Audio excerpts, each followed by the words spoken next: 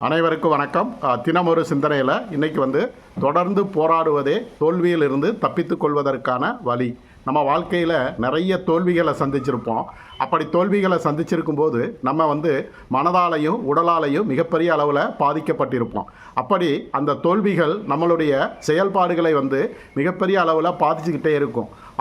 அப்படி அந்த தோல்விகள் நம்மளுடைய செயல்பாடுகளை பாதிக்காத வண்ணம் நடந்துக்கணும் அப்படின்னா நம்ம என்ன செய்யணும் அப்படின்னா, தொடர்ந்து வேறு ஏதாவது ஒரு செயலை செய்யணும். தொடர்ந்து போராடிக்கிட்டே இருந்தோம் அப்படின்னா நமக்கு முன்னால் ஏற்பட்ட அந்த தோல்விகள் நமக்கு தெரியாமல் போயிடும், அல்லது அது மறைஞ்சு போயிடும். அப்படி தொடர்ந்து நம்ம போராடிக்கிட்டே இருந்தோம் அப்படின்னா நமக்கு ஏற்பட்ட தோல்விகளை நாம் மறக்கதற்கோ அல்லது அதை தவிர்ப்பதற்கோ நமக்கு மிகப்பெரிய காரணமாக அமைந்து விடுகிறது. அதனால் எந்த தோல்விகள் வந்தாலும் அதை பற்றி கவலைப்படாமல் தொடர்ந்து போராடிக்கொண்டே இருப்போம். அப்படிப்பட்ட போராட்டமே நம் வாழ்க்கையில் தோல்விகளை மறைப்பதற்கான அல்லது மறப்பதற்கான ஒரு மருந்தாக அமைந்துவிடும். நன்றி.